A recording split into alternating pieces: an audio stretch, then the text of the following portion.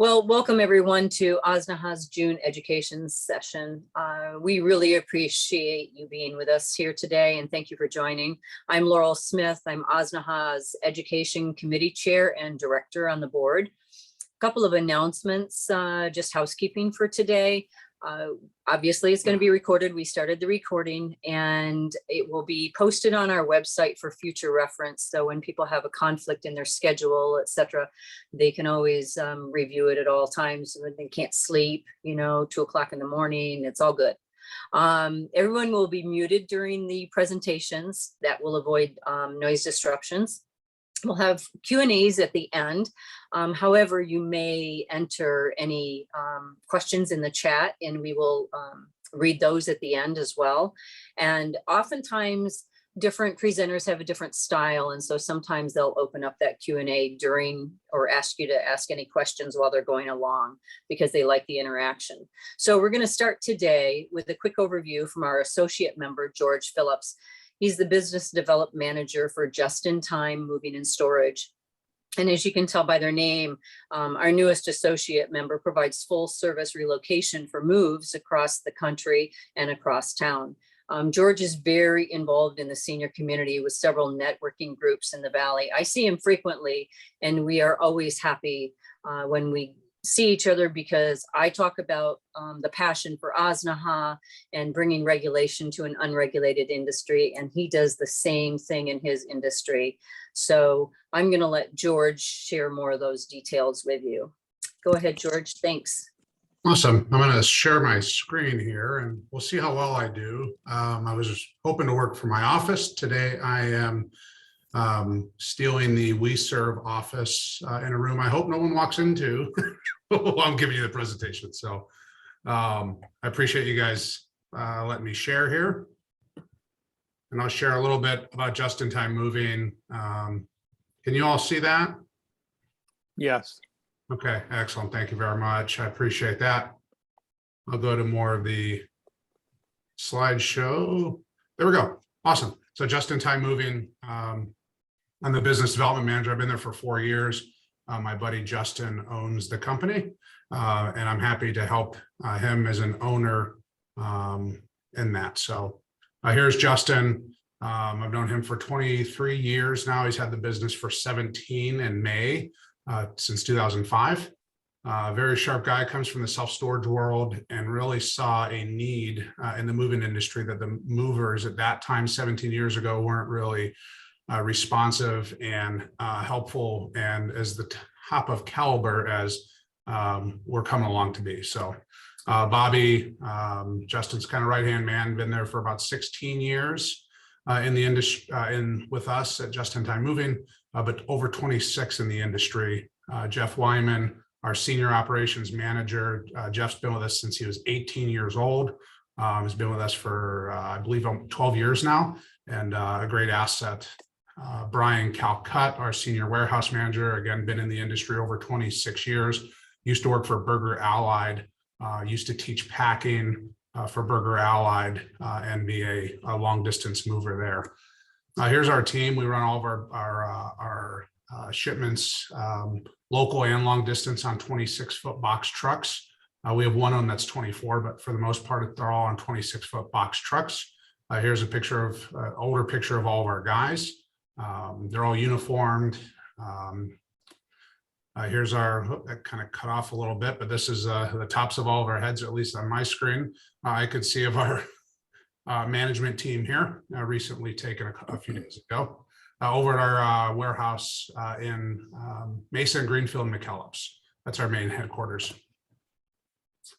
Well, my thing doesn't seem to be working on my end, but this is our fleet of our trucks. Kind of what the back of the trucks look like. It should be very clean at the very beginning of the job and at the end of the job. We try to teach consistency with our guys, but also that customers can look in there at any time.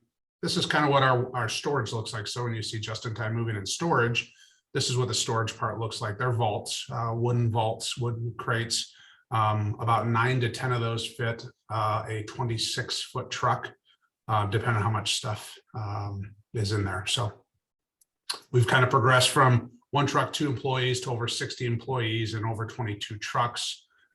We try to focus on taking care of our employees, and our employees in turn will take care of the customers. This is kind of everything what we do, packing, local moving, interstate moving. I'll talk a little bit about the interstate moving here in a second. Of course, senior moving.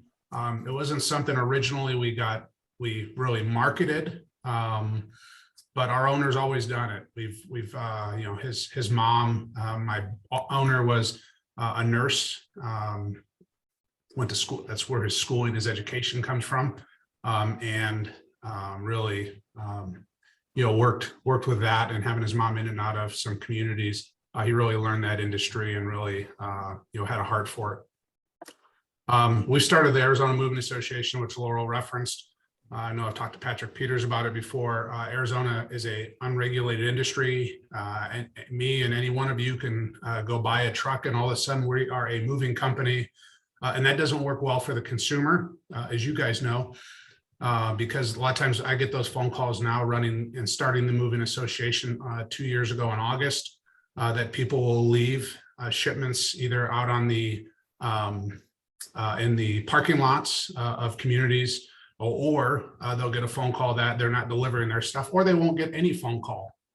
So we're trying to really bring some regulation. Here is the only bill that is on the Arizona legislator, House Bill 2145 back in 2017, that talks about hostage shipments. A good useful page if you're taking a picture of anything. This is one of the pages I would take a picture of, because you can literally by that fmcsa.gov search page, you can look up any mover and see, especially if they're interstate, if they have the capabilities of doing that job, which is really important. And that's really where a lot of the issues happen in our industry. We work a lot with Move for Hunger, and we like to give back to our community. So we're really community focused. Great referrals are, a lot of these realtors, property managers, new builds, storage facilities, senior communities, and those folks. And I'm going to leave you my information. If I could ever be of any resource or any help, feel free. My cell phone number is on here, my email address. I'm happy to be of a resource, help partner any way I can. So that is all I have for you. Any questions I can answer real quick? I know you guys are up against time here. So Okay, George, thank you. George, I would ask you a question, and that is, what's the one misunderstanding people have about moving and storage when they engage you in services? What was the question? One more time. I'm sorry, Patrick.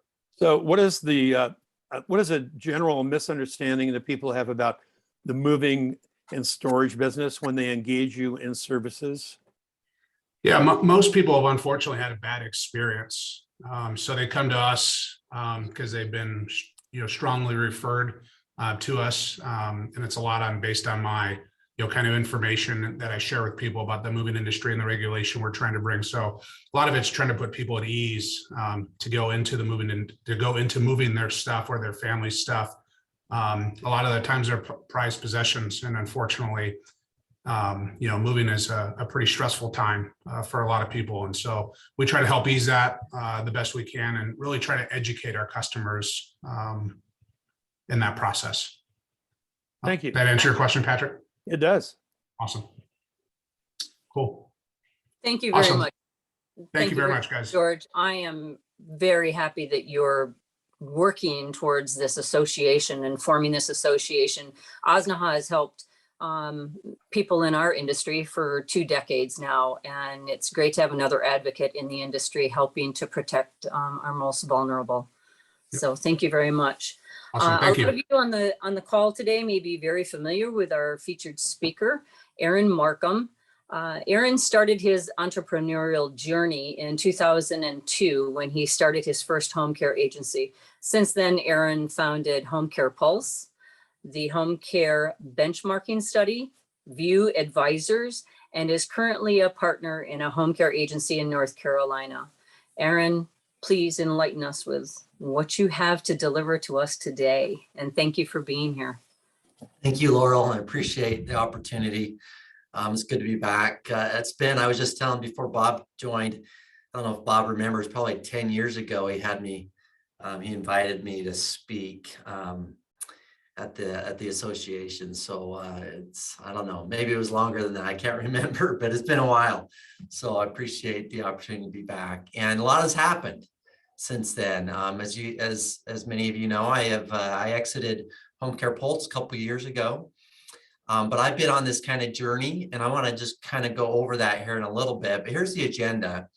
I'll go over the kind of the journey, what I've been up to, why I am speaking on flourishing, something I've been passionate about for quite some time, but now I feel like I'm much better trained for it. We'll talk a little bit about positive psychology, not much, just kind of where that background comes from. But I really want to get into the meat and talk about what we call the 6 key dimensions of entrepreneurial flourishing. Now, these 6 key dimensions have come from just research, things I've been up to over this past year. And I'll talk more about that, where that comes from. And then we'll get into key takeaways at the end and next steps. So anyway, this is my journey. Again, Arbor Senior Care years ago, home care agency out of Utah, grew it to be the largest in the state at the time. But then I really was frustrated with the lack of information. Many of you could probably relate who've been in the industry long enough to say, yeah, there wasn't a lot of information at the turn of the century when it came to our industry. And so I really wanted to start something that would bring more data information. That was where Home Care Pulse came from. And I like to say Home Care Pulse has made a pretty good impact on the industry, something I'm very proud of.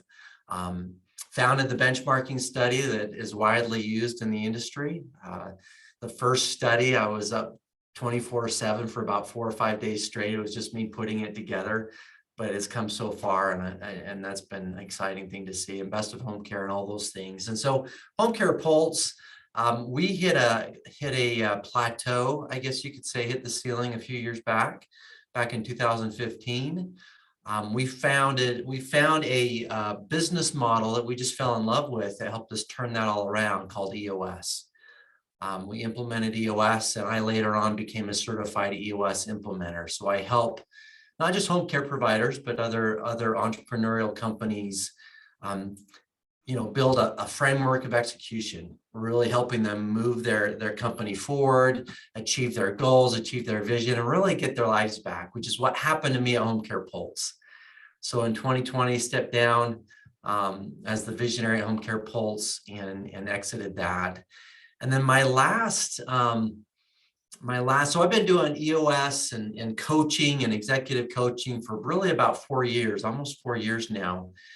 But this last year, I enrolled or applied and then was accepted into the Masters of Applied Positive Psychology program at UPenn. #1 program in the world for this area. I was able to be taught by Marty Seligman. We call him Martin Seligman, the founder of positive psychology. He's also the most influential psychologist of the past decade.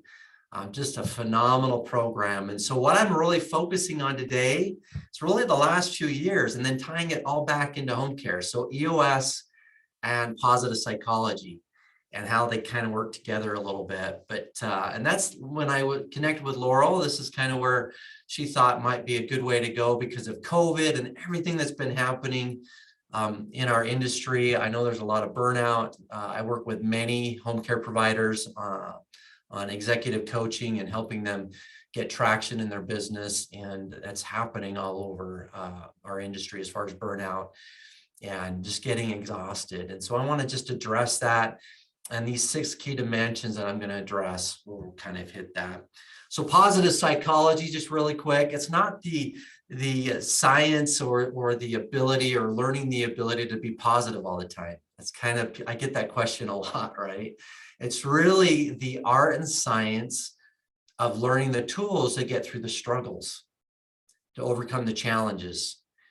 And so this journey I've been on this last year has been transformational for me personally, but also professionally. And I sometimes even get emotional when I talk about it, but it's been absolutely a transformational journey for me, my family, my professional life, because it's all about flourishing and getting kind of understanding the evidence-based interventions, for lack of a better term, of getting not just my life back, but helping others get their lives back. And so it's just been, again, I just can't emphasize it enough as far as this journey this past year, with UPenn and being part of that program.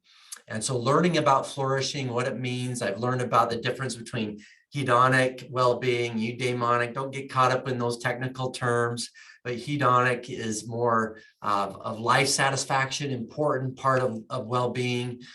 But really flourishing is what we call the golden standard, or the gold standard of well-being. Martin came up with that. As far as the eudaimonic well-being, the really gold standard is the flourishing part of it. Flourishing is more than just being satisfied with life, but to flourish regardless of what is happening in your life.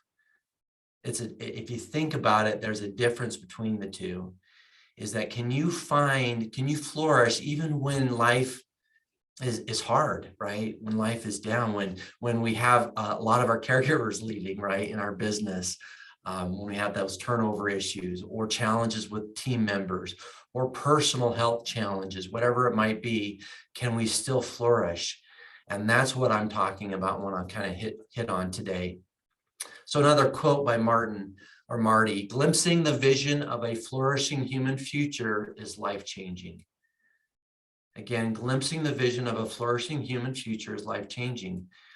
I feel like I've had that glimpse into that flourishing human future, what's possible, and what I've seen from people who, one of my instructors struggling with level 4 breast cancer, one of the happiest people I know. She just flourished regardless, didn't even really matter, because I feel like she tapped into that flourishing human future. And so anyway, we're going to dive into that. So these 6 key dimensions of entrepreneurial flourishing. When I say entrepreneurial flourishing, these are very specific to more of an entrepreneur, home care entrepreneur in this case. And I'll talk more about that and why this is different than maybe what you would see in the general population. There's certain things that entrepreneurs have to deal with that maybe some others might not. But these are the 6 areas: deep meaning, autonomy, positive relationships. I know that's kind of small. Environmental mastery. I'll talk about what that means. Personal growth and self-acceptance, and how that all ties to what you're doing. And I know I don't have a ton of time, so I'm going to be clicking along. If we can just do it at time. Usually I'm really open to questions, but I want to get through this information. Take notes, whatever you need to do. Type your questions into chat as we're going through this, and then we'll make sure we have some time for questions. So Laurel, we are finishing at 12:30. Is that right? Is that when we're done? Or whoever can answer that. Or close to that. Close to that. Okay. Our meeting goes till 1, so. Okay, good. All right, so deep meaning. Let's get into that. And what I'm talking about is can you find deep meaning, or more meaningful purpose, life purpose, whatever you want to call it. There's different terms, but I call it deep meaning in your work, and so forth, and in your life. And again, I'm going to tie this all back to business activities, but how do entrepreneurs find deeper meaning? And what we mean by that is business activities that are rooted in one's core values, making sure that we are aligned. That's what I've been doing the last 4 years is getting people aligned with the right core values. So often we have these core values that are just sitting on the wall doing nothing. And so we'll talk about that. Involves a continuous pursuit of something new. So for entrepreneurs, if we are just going status quo and we're just complacent, we just kind of go along, we lose interest. It's kind of the human nature of an entrepreneur. So deep meaning also involves finding things that are, finding something new in your business, whether it be a product, service, a different way of delivery, new processes for your business, just always looking for something new that you can introduce into your business and the way it's being delivered, rather than just sitting with the status quo. There's actually a lot of research that backs this up, especially with entrepreneurs, that for them to find deeper meaning in their work, they need to be finding something new on a fairly consistent basis. Every 3 to 6 months, find something new. Which leads to the third bullet point here: new discoveries and implementation of ideas.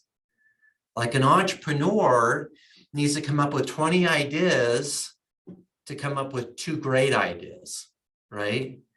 But they have to be able to come up with the 20. That's where the fun is. That's where the meaning is that we constantly have to be coming up with generating these ideas, and then having good team members, which I'm going to touch on today, that we can bounce some of those ideas that will help us get down to the really 2 great ideas.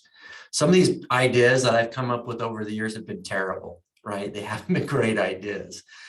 But the benchmarking study, Best of Home Care Polls in general, came from the 20. Does that make sense? So again, finding deeper meaning, we have to be able to innovate, to generate these kind of new ideas. Finding that meaningful word, getting energized by meaningful work. And then the last thing when it comes to deep meaning is finding order rather than chaos.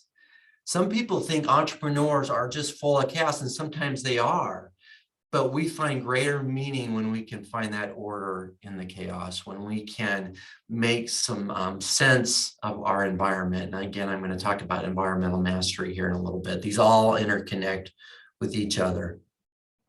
So for example, in the EOS world, EOS stands for the Entrepreneurial Operating System. We have this term called the EOS life. It's really a matter of well-being. I mean, what we try to teach our clients and how we want them to perhaps live personally and professionally.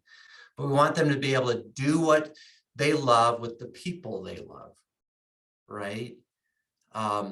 Think about the people on your team. Do you love your team? Are you doing things with the people that you love? And so that's really, really important. And we'll talk about right people, right seats here in a little bit. Making a huge difference. Like what kind of impact? Again, this comes back to meaning. And again, I'm trying to condense a full year of a master's program, right, of top university master's program into 60 minutes. So this is, I'm going to go I just can't go deep. I love to go deep into meaning, but making a huge difference, right? What kind of difference or impact can you make, or are you making with your home care agency, right? And are you bringing that? One of the things I'm fascinated about is that those entrepreneurs who are burned out, who don't have meaning in their work, who are just kind of going through the motions, they're bringing that energy into their workplace, which impacts retention, no doubt impacts retention, and can cause turnover. People don't want to work with an ornery entrepreneur or an ornery founder or CEO or whatever, but they want to work with someone who feels like they're making a difference and bringing that energy into work. Being compensated appropriately, and let's not forget about that. Is that are you generating the income that you want? It's not all about money. It's in fact that's a small part of the equation, but it's still part of the equation. Is that you're being compensated appropriately, and then have time for other passions. Super important. At EOS Worldwide, they really want us as EOS implementers to live the EOS life.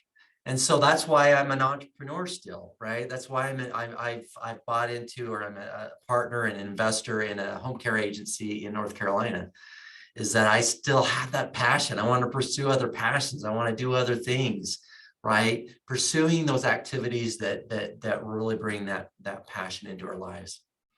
Now, some of you may have been part of the Home Care Pulse Summit, and so this is kind of a repeat of some of that with the core values, but I wanted to hit it because it's really important to find meaning at work, you have to be aligned. Your core values have to be aligned with that. Core values, we misunderstand the purpose of core values often. We think core values should be in our marketing and it's kind of external facing. Well, I don't believe that. I believe core values should be internal, right? If you want to market it, make sure you're doing it for the right reasons. I often tell my clients, don't put your core values on your website if you do, make sure that it's for the right reasons. Core values should drive people decisions internally to the organization. It should be core to who you are. And if you want to advertise that, make sure you're making those people decisions first inside your organization and they're actually living by your core values. Don't market it unless you're living by them. And so aligning your business with your core values, it aligns with your meaning in life. We go about getting to our core values incorrectly often. Now, maybe you haven't, but I've witnessed this many times. We fall into these 5 core value traps. The first one is accidental, right? These things, they spell something cool like great. We can come up with a core values that have this cool acronym, right? But those are accidental. Those aren't really who we are at our core. They're just there to tell other people how amazing we are, which isn't the right way to go about it. The second core value trap, also from Patrick Lencioni, he's the author of The 5 Dysfunctions of a Team, but are aspirational. These are wishful thinking core values. You wish you were, but you simply aren't type of core values, right? These are things that just aren't who you are. The third core value trap are permission to play. These are cookie cutter, non-differentiating. Again, from Patrick Lencioni. He wrote an article from the Harvard Business Review that goes over those 3. And then I've added, now back to permission to play. These are like integrity, honesty, clarity, whatever, things that everyone has. They're non-differentiating. We want to stay away from those when it comes to our core values. Number 4, real snoozers. Stay away from those traps. These are paragraphs. You use paragraphs to define the core values. Okay, you should be able to define your core value in 3 or 4 words. 3 or 4 words. I'll give you some examples. Externally focused, not designed to drive internal decisions. Again, that ties into number 1, right? But externally focused, they're for marketing, they're not designed to drive internal decisions. And when I say internal decisions, I'm really talking about your people decisions. So this comes from EOS. This is just a core value exercise. List the top 3 to 5 people you could take over the world with.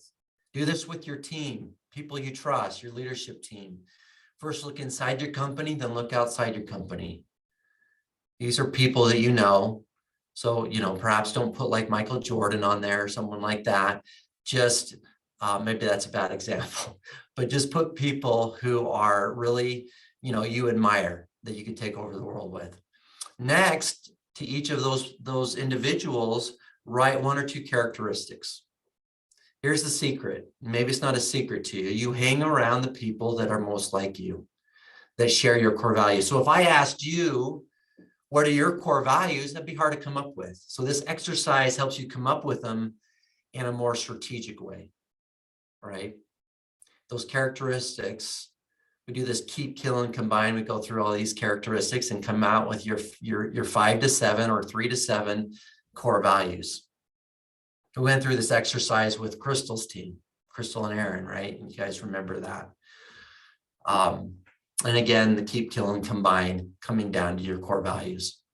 So again, going back with deeper meaning is, again, you want your core values to be aligned with your meaning and what's really, truly important for you.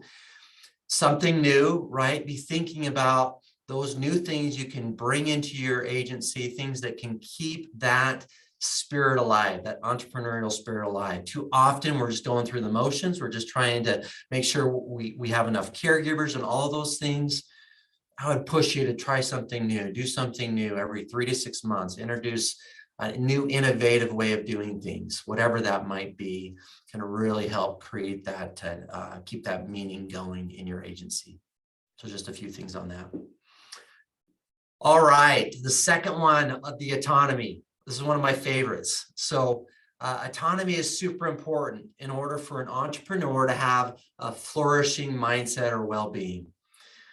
So autonomy, what I'm talking about, as it says in here, is just aligning your business activities with who you are, your vision, your choice, and not aligning your activities with pressure or coercion, as it says here. And what I mean by that is that we do not want to be aligning our activities out of pressure to, like, if we're constantly putting out fires, right? Constantly running amok, trying to fill shifts and all those different things, that diminishes our well-being. That, because it diminishes our autonomy, our ability to pick and choose our activities and what we want to do in the organization. We want you to be able to pursue continuous learning, self-understandings that I put here, and not be hijacked by the vision of others. So other team members who might have a different direction that they want to go. Entrepreneurs need to be able to continually reconnect with their why and why they're doing things and what their personal vision is and so forth. And so that autonomy is super important. So in order to pursue that autonomy, you have to have the right people, right? In order to have that freedom, you have to have the right people. And so just really quick, autonomy flows from having those right people on your leadership team. And it also creates this scalability.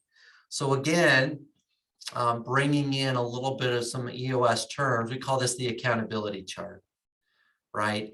And the accountability chart, in most organizations, we have sales and marketing, care operations in a home care agency, administrative side of the business, and so forth.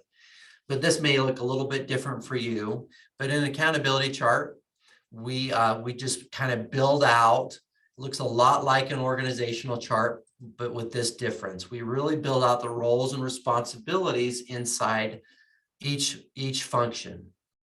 We have this function called the integrator. I'm not going to go into great detail. It's like your executive director. We have an integrator at my agency in North Carolina, but the executive director is really over care delivery, removing obstacles, profit and loss statement, making sure the company's profitable, employee satisfaction, retention, and so forth.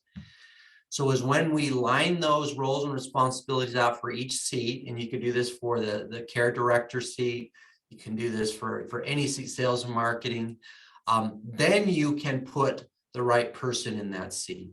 We have this term called right people, right seats. We first have to get the right people. Those are your core values. Okay, so hire based upon your core values. If you have a core value that's continuous learner, make sure you're asking questions to ensure that you're hiring someone who likes to continually learn new things and so forth. So that's right people. Right seats is the accountability chart.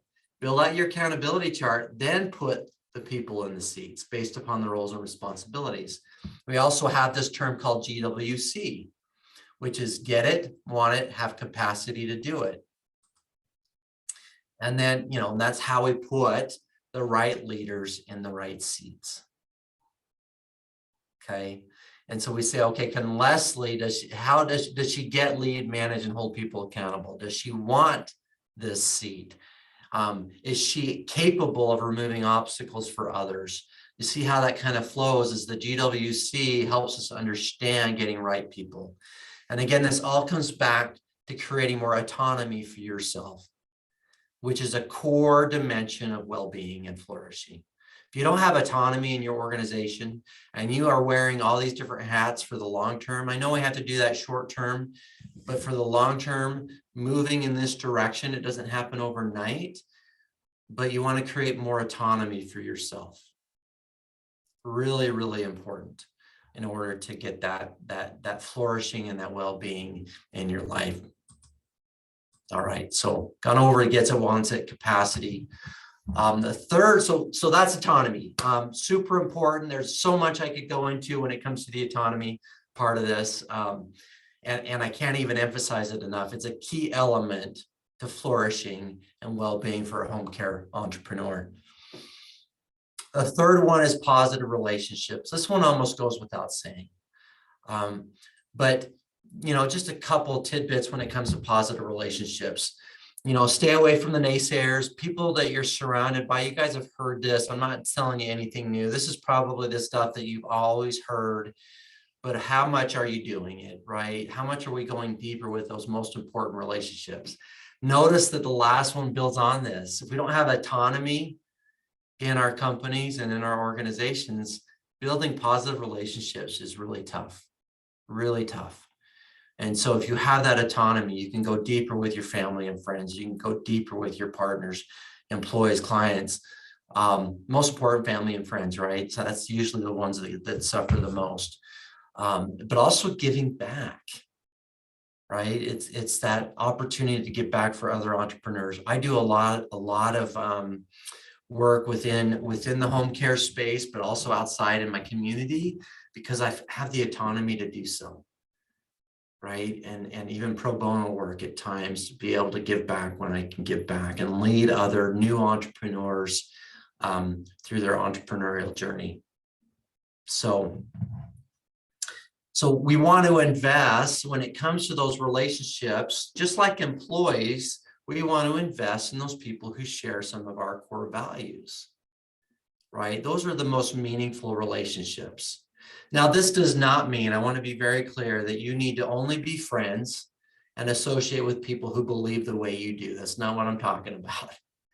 Not at all. But those people whose core values are a little bit different than necessarily like religious beliefs, political beliefs, all of those other things that we should be surrounding ourselves by people who think differently than us. That's not what I'm talking about. I'm talking about core values that people that enjoy continuous learning. These are some of core values of the agency that I'm part of, North Carolina, but continuous learner, united, compassion, trust, a can-do attitude are examples of, and whatever yours are, whatever yours should be, these are unique to us as an organization. And so when you're looking at people in your life, I'm not just talking about employees, analyze those relationships, okay, to create even more positive relationships. So here's a little exercise you can do. You can do this on an Excel spreadsheet. You can do this, you can see it's very simple. The legend's very simple. And so you just measure people in your life based upon your own core values, what's unique to you at your core. Because when we surround ourselves with people who share our core values, growth happens. We learn to think differently. And again, reiterating, I'm not talking about surrounding yourself with people who think just like you. That's different, but who share these core values, right? And so plus, minus, and minus, this is the legend. The plus is they're almost always this way. The plus minus is they're sometimes this way. And the minus is they're rarely ever this way. Okay, so if Sally was a partner of mine that I worked with in the business, right? Maybe it's a referral partner, right? That I've been associating with. Maybe I love working with her, and I rate her based upon what I know about her, and I give her that rating. But Jimmy is my brother, right? I don't have a brother named Jimmy, I'm just saying. But if Jimmy's my brother and I rate him this way, then maybe Jimmy is not the best for me when it comes to a positive relationship. And so this just helps you kind of understand. Now, this doesn't mean you're going to sever anyone that rates a minus. But what it does mean is what actions do you need to take to improve that relationship, to make it more beneficial for both of you. And it also helps you ask the right questions. Why did I give him a minus on United? What is it about Jimmy that I don't feel united with him? Like, we're not on the same page. We're always having he's always getting defensive when I have conversations with him. Why is that? So it helps you ask the right questions.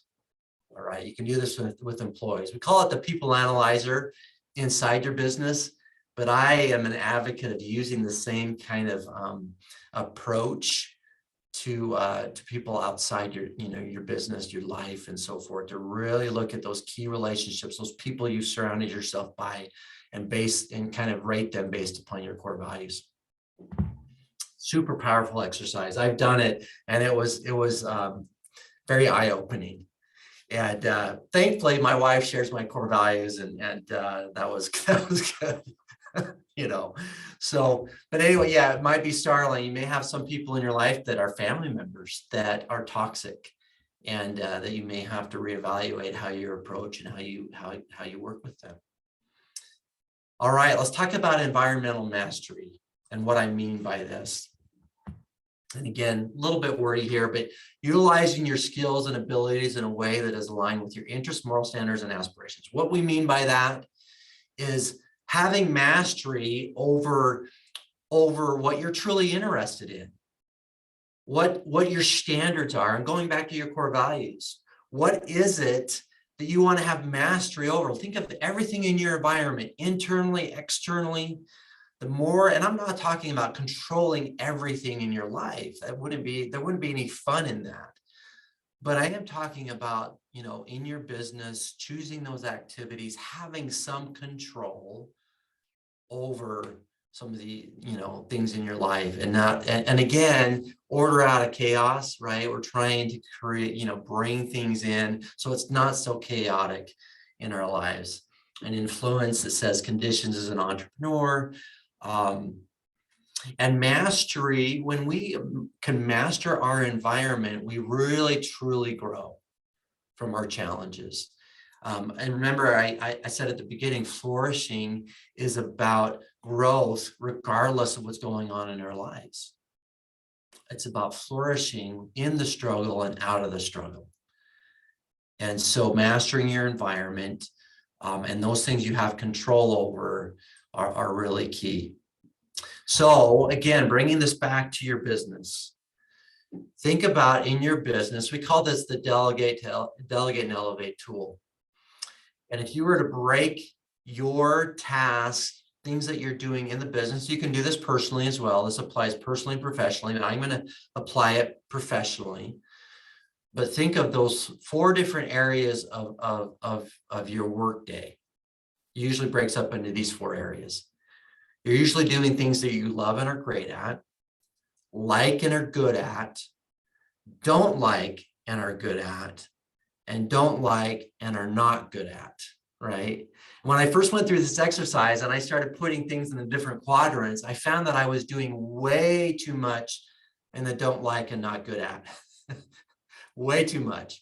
And in fact, one of the things that I didn't like to do at the time is I was writing all these blogs for the industry and so forth, and being an author to all those things, and I really wasn't good at it. I thought I was. I probably would have put it in the don't like and good at, and would have been lying to myself. But the don't like and not good at is where it really resided. And when I called it out that way, I decided I've got to find someone on my team at Home Care Pole to delegate that so that I am not doing that as much. And so I found somebody, and all I was spending 8 hours or so a week doing those things, which is quite a bit of time. And I got that down to an hour where I created the outline, and then I had a writer who would write that, who knew my voice. Little secret, that wasn't me writing some of those things if you were reading those back then. I was the mastermind behind it, or the visionary, but I did not write those. I was able to delegate it. So if you go through this exercise and you write down those things, your day-to-day, week-to-week, what are those recurring tasks that you love and are great at, like and are good at, don't like and are good at, and don't like it and are not good at? Once you have that list, and you had that pretty comprehensive list defined, circle in the bottom 2 quadrants, circle 2 to 3 things you want to delegate in the next 6 months. Things that you just need to let go of so that you can get to the next level. And again, this helps you master your environment. by mastering your tasks. See how that works?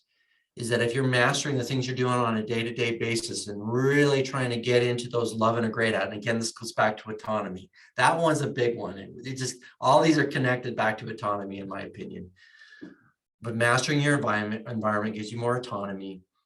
And if you can spend 80% or more of your time in the top 2 boxes, wow, magic, right? Flourishing. You're really elevating in the business, and your business will grow.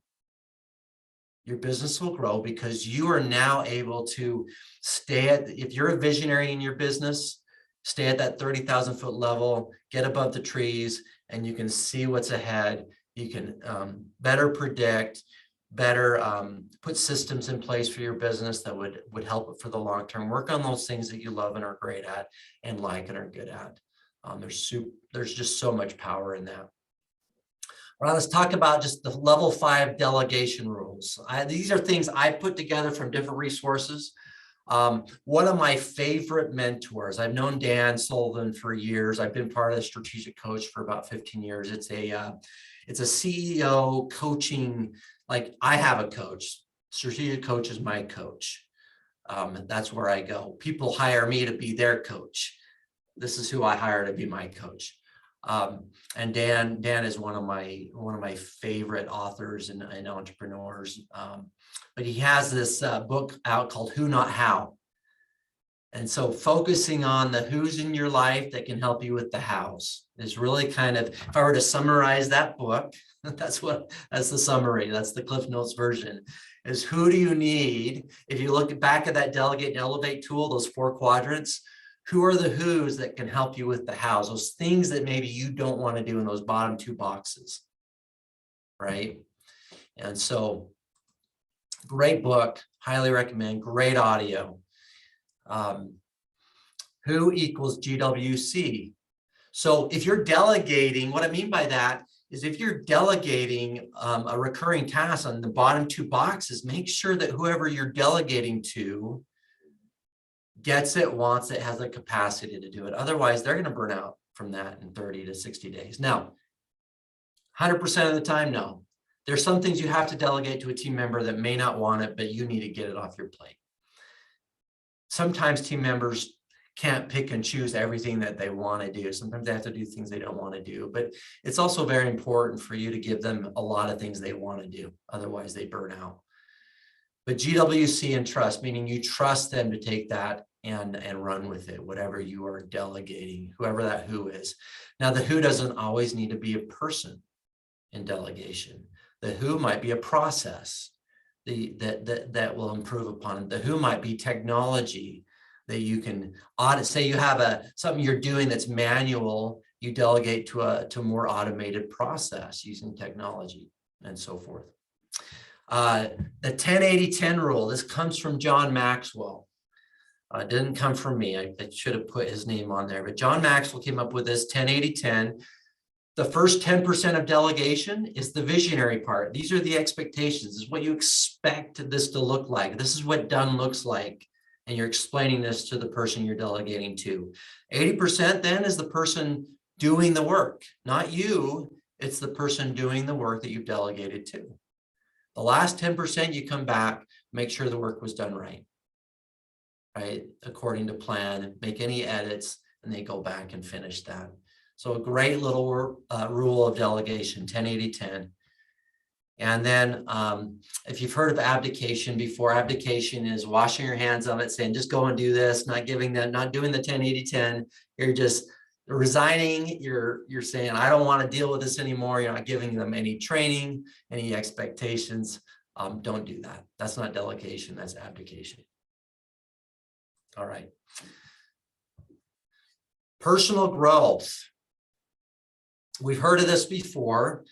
Self-care, personal development, all of those different things, still very, very important. And so let me go over a concept that I've been practicing for probably 15 years.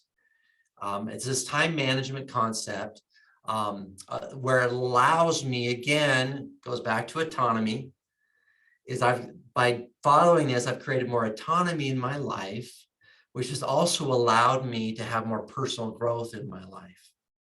It's allowed me to go back and do a master's degree at age 49, right? I never thought I would be doing that, but I did it, and it was a phenomenal journey. It's happening. It's giving yourself the space and the ability to grow on a regular basis. So this concept comes from Strategic Coach. It's called free days, buffer days, and focus days. This is the entrepreneurial time management system. So let me just break this down for you. So free days, those are your rejuvenation days. And I'll share an example calendar here in a minute.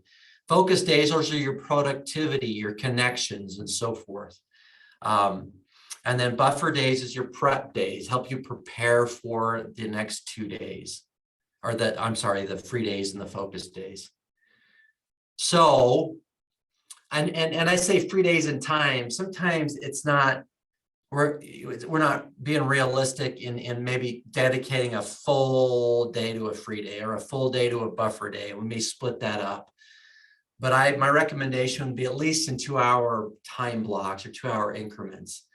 But free days, that's rejuvenation, non-work related days where I'll read, I'll go fishing, I'll do things with my family. Those are my free days. My free days are Fridays, Saturdays, and Sundays. If you're a client of mine, you know this. You know you cannot get Aaron on Fridays. You cannot get a session with me on Fridays. You cannot get a personal call with me on Fridays. I am out on Fridays. It's been a rare circumstance where I've actually worked on Fridays in the last few years. Now, full disclosure, when I was going through this master's program, I had to do that on Fridays. But I'm back to taking my free Fridays, and I missed them. I just love them. And so those are my days to rejuvenate. Now, sometimes that's not realistic, right? But make Saturdays and Sundays your free days. Like, protect your weekends. I'm helping my partner in North Carolina in her home care agency to take her weekends when she was so accustomed to taking calls on the weekends and doing work on the weekends. I don't want her doing that. I want her to be able to focus on her family. She just bought I was really, happy for her. She just bought a vacation home a couple hours away that her and her family can get away to on the weekends. And so just blocking that out. If you can't do Fridays, do Saturdays and Sundays, right? Make sure your weekends are protected. But again, you have to have the right people, create that autonomy. I mean, it all flows together, right? And it takes time. This does not happen overnight. Focus days, those are your money-making days. Those are your productivity days. My focus days are Tuesday, Wednesday, Thursdays. Right? Those are the days I'm focused on. I have appointments with people. Whatever is like helping me grow my business are my focus days. I do sessions, full day sessions, usually Tuesdays and Wednesdays. I do full day sessions with my clients. And then Thursdays, I'm doing calls and different things like that. Just really depends. Some of that ebbs and flows, but those are my focus days. And the buffer days are my preparation days. The reason we call them buffer days, it buffers the hectic chaos, whatever it is. It buffers us to be able to focus on our focus days for the most part. That's what I use my buffer days for, is so that I can have very productive focus days and productive free days. If you don't have buffer days, you don't have those preparation days, then you will get sidelined on your free days. You will have to take calls on your free days. You will be scheduling appointments on your free days. And so really important that these buffer days happen. And so these are just, different activities on the free days. List 3 activities that will give you maximum rejuvenation. Think about what you could be doing on your free days. Your focus days, list 3 activities most important to money-making activities, like phone calls, networking visits, one-on-ones with your team, those kinds of things. Sometimes I put my actual meetings and one-on-ones as buffer days, which works as well, because it really helps me prepare for the week. Like my meetings with my assistant, are always buffer days. Right? List 3 most important activities that will prepare you for the best possible free and focused days. Those cleanups, those delegations, administrative stuff on your buffer days. And again, if you can't do full days, block out times for those things. Free days, you have to protect them. Sharpen the saw. That's an old Stephen Covey term. Focusing on personal growth, that autonomy, that rejuvenation, and so forth. I already gave you kind of an example of my calendar, but here's a way you could split up Fridays. Friday mornings are buffered. You could also have buffer Mondays, and then Friday mornings could be a buffer where you're kind of putting that cap on the week. And then afternoons, you're off, right? And you're on your free days. And so that's just an example of what your schedule could look like when it comes to this. And again, doing these things ties it all back to flourishing and really creating that space for yourself, regardless of what's going on in your business. My free days are the most important appointments in the week. All right, the last one. And then Laurel, will we still have time for questions? I got a couple more minutes. Yes, we will. We'll have plenty of time. Okay.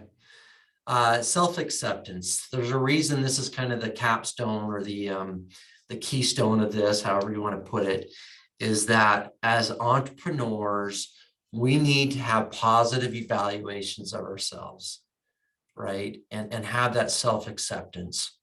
The positive evaluation of who you are and what you have come to be as an entrepreneur. This one takes time, takes space, and again, all this works up to it. The autonomy again, right? The entrepreneurial time management system. To be self-accepting, we have to create that space for ourselves to do that. To be self-aware, to be mindful, and to create that mindfulness in your life, to be present with ourselves, not just with other people. This last one, this is where I'm going to kind of hit on pretty hard right now, is the recognition of how far you have come instead of how far you have to go. Okay. Is that I'm not talking, this is where the positive psychology really comes to play, is again, I'm not talking about being positive all the time or to inappropriately celebrate wins that aren't wins, but I am just asking you to recognize how far you've come. We're often in the gap, and I'm going to talk about that here in a minute. We hear about a lot of personality assessments, Strengths Finder from Gallup, DISC analysis, Colby. One that I absolutely love that you may not be as familiar with, but actually has the most evidence-based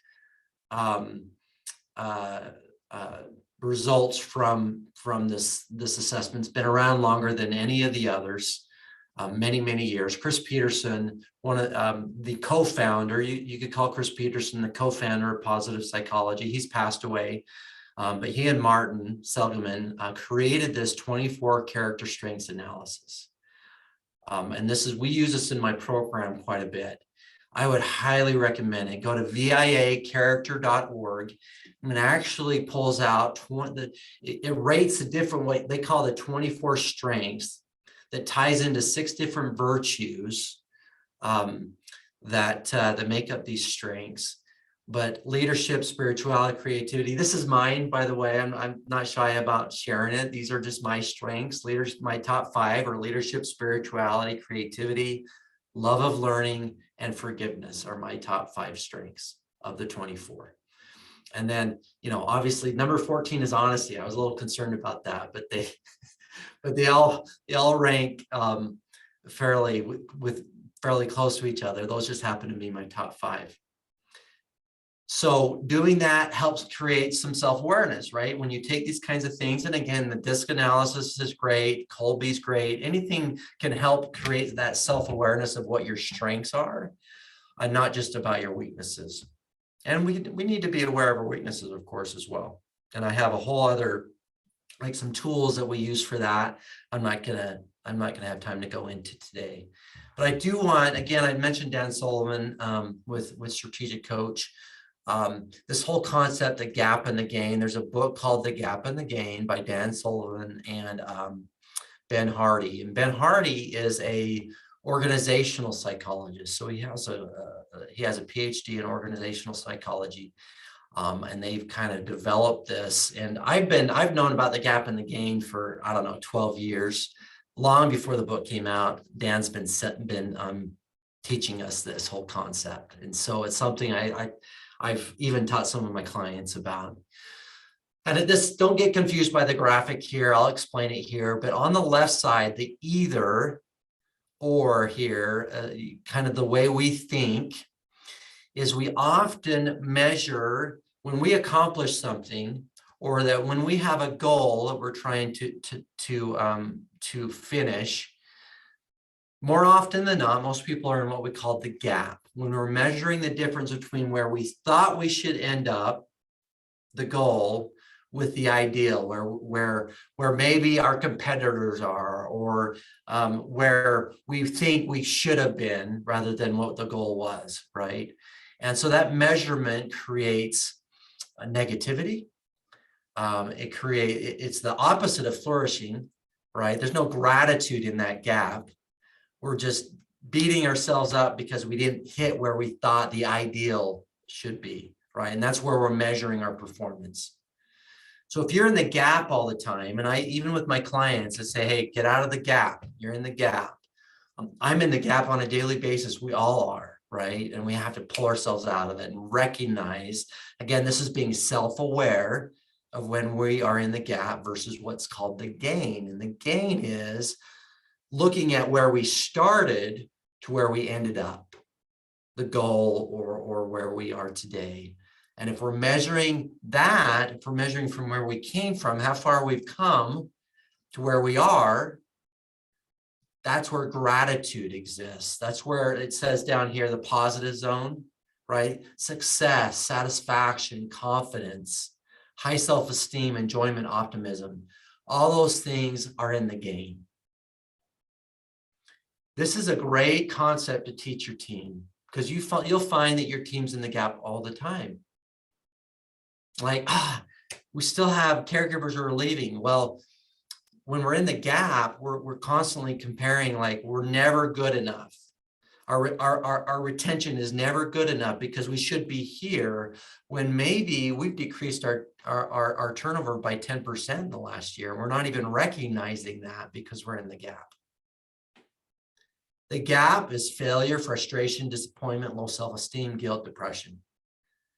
So again, to flourish, we need to be in the gain. We need to be able to look and say, okay, where we started, and compare that to where we ended up.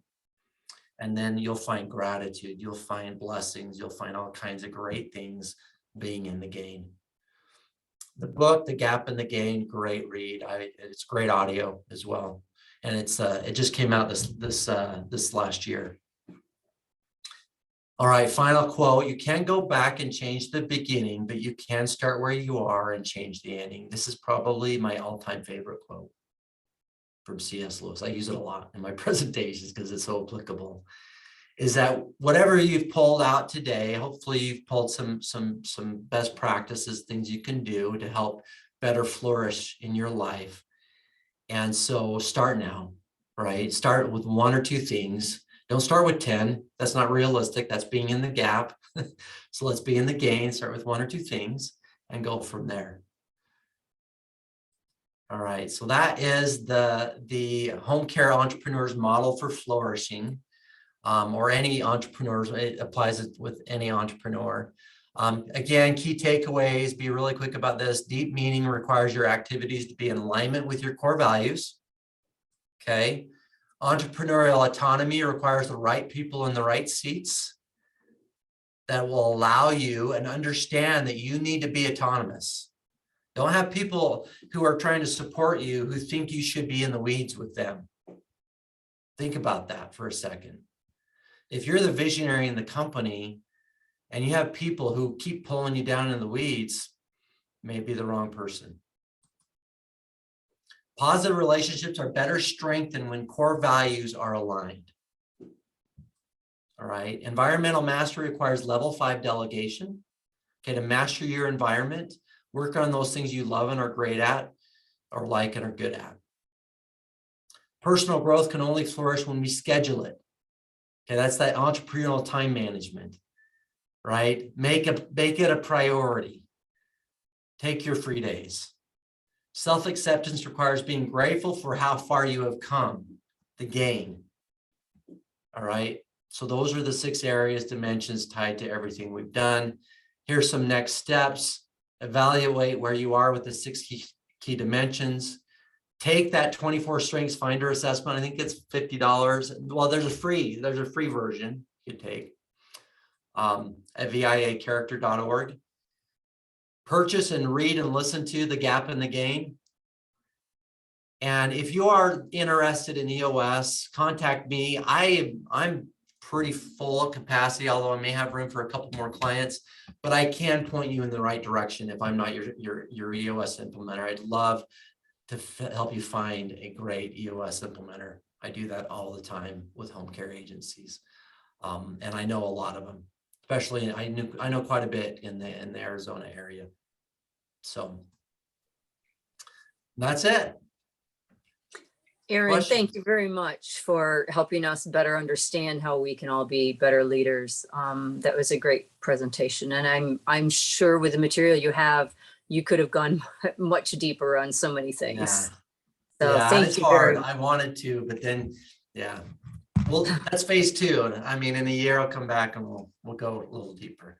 Oh, we'd be happy to have you back. That would be great. Does anybody have any questions? Or Linda, do you see any in the chat? Nope, we don't have any questions in the chat. Everyone's ready to flourish. Well, I'll start out with a question then, Erin. In the Excel sheet that you were showing with doing the plus and minuses and that kind of stuff, can you like set your own, is there an example there? And then you can kind of set your own columns as to what you want those items to be, right? And Yeah. So those are your own core values. So you just plug in your own. Is that what you're asking, Laurel? yeah, well, I was asking, kind of, can you do it on your personal thing and then, business wise? So I was thinking about taking it outside of even business and having your own categories and. Yeah. The categories, meaning the core values. Is that what you're asking? Well, there was the like headers, different- columns. Yeah. So let me go back to that and make sure we're on the same page here. Yes, please. I'll just find it here. Let's see. You're talking about this right here? Right. Yeah, so these are all core values. And so depending on what your core values are, those wouldn't change. You would develop your own core values based upon the exercise I went over. And Okay. then inside and outside your organization, doesn't matter, right? You can evaluate people based upon your core values and if they're in alignment. Then when you have those that are on the fence, they're really strong in one area and, another. Yeah, that's where you ask questions. You like, why are they on the fence? What is it about them? Is it me? Like, we always need to ask, is it I, right? Am I part of the problem and maybe why we're not united, right? Or we're not, but then, yeah, it helps you ask the right questions if they're on the fence. And usually when they're on the fence, they can, there's some things you can do to work with them on and maybe being more in alignment with your core values. But, it's not like you have to just surround yourself by people who are all pluses, right? There would be no fun in that. But at least it allows you to ask the right questions about the people you are surrounded by. And in your actual class through the university, did you actually see that some of the people that were more in a minus, do they have any like case studies that those people that were in minuses came up to a plus or minus or evolve themselves because they were in this group? And do you follow what I'm saying or asking? Yeah, so this is something that's developed by EOS, not necessarily MAT program, but I did incorporate it in the program. There was a project we worked on. We actually did with the military on flourishing and well-being, which was, I mean, I could go in and speak a full day on. It was absolutely fascinating to work with the military on that. But we did kind of this exercise. And so we don't have a lot of data around it yet. It's one that I'd be really interested in seeing. But from my client standpoint, then we do have quite a bit of like, I'll do this with the leadership team that has 8 people in the room and they do it together on each other. You have to be fairly vulnerable to be able to do that. Mhm. And there's scores all over the place, you know, and there's different perspectives, right? But allows us, what it does, the main point of this is allows you to ask the questions. Why do I feel this way? Why did I rate this person this way, and so forth? Okay, thank you. Super. You bet. Any other questions? No, that I was know. great. Yeah, go ahead, Erin. Oh, I was just gonna say it's great, and I'm already logged into the character assessment. Awesome. Awesome. There's another website I didn't put up there called AuthenticHappiness.org. You can take a whole bunch of tests. Erin, I know you've been kind of down this path a little bit, and Crystal shared that with me, and I know Crystal has been too, and maybe some of the others have, but AuthenticHappiness.org. Martin created that website, and it has a bunch of self-assessments you can take. And they're all free. So, okay, well, I guess that there's no questions. I'll just, you know, you can go ahead and contact me. I took my contact information, but Aaron@viewadvisors.com, or that's my my phone number as well. So feel free to reach out, and look forward to seeing you guys sometime, hopefully in the future. So thank you for having me. Thank you very much for being here, Erin. We really appreciate it. The AZNHA Board of Directors want to thank all of you for participating today. Our June session, our July session will be held July 20th. We have not announced the speaker yet, but you will get that information in your inbox on your email. So please look for that. And we do have our conference date for 2023. That is August 25th. So please put that on your calendars. And we look forward to seeing you all again in July. Anything else from you, Linda?